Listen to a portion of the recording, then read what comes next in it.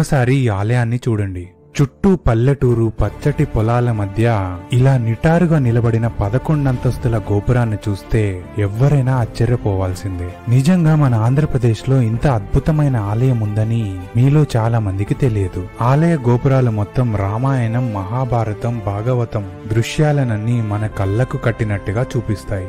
నిజంగా ఇక్కడ శిల్పాలలో ఉన్న కళను నేను మాటల్లో చెప్పలేను. మీరు స్వయంగా వచ్చి అనుభూతి చెందాల్సిందే. మరి ఇంతటి గొప్ప ఆలయాన్ని ఎన్ని వేల సంవత్సరాల క్రితం నిర్మించారు అని మీరు అనుకుంటున్నారా? నేను అలాగే అనుకున్నాను.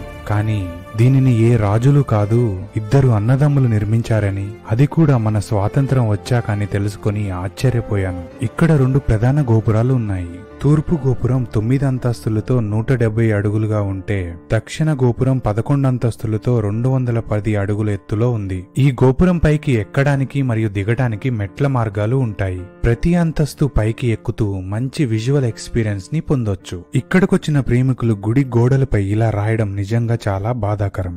దయచేసి ఇలా చేయకండి. ఈ అందమైన గోపురాలతో పాటు ఈ ఆలయంలో మరో ప్రత్యేకత ఉంది. ఆలయ గర్భగుడి పైన అద్దాల మేడ ఉంటుంది. ఇక్కడ రాముడి పట్టాభిషేకం దృశ్యాలతో పాటు ఇక్కడున్న మిర్రర్స్ తో క్రియేట్ అయిన ఆప్టికల్ ఇల్యూజన్ ఒక మంచి విజువల్ ఎక్స్పీరియన్స్. ఈ ఆలయం కాకినాడ జిల్లా గొల్లల మామిడాడ గ్రామంలో ఉన్న శ్రీ కోదండరామస్వామి ఆలయం. ఇక్కడికి చేరుకోవడానికి కాకినాడ, రాజమండ్రి, విశాఖపట్నం నుంచి బస్ కనెక్టివిటీ ఉంది. అలాగే ఇది హైదరాబాద్ కి 470 కిలోమీటర్స్ డిస్టెన్స్ వస్తుంది. సో ఈ వీడియో నచ్చితే నన్ను ఫాలో అవ్వండి. అలాగే మీ ఫ్రెండ్స్ అండ్ ఫ్యామిలీకి షేర్ చేసి ప్లాన్ చేయండి.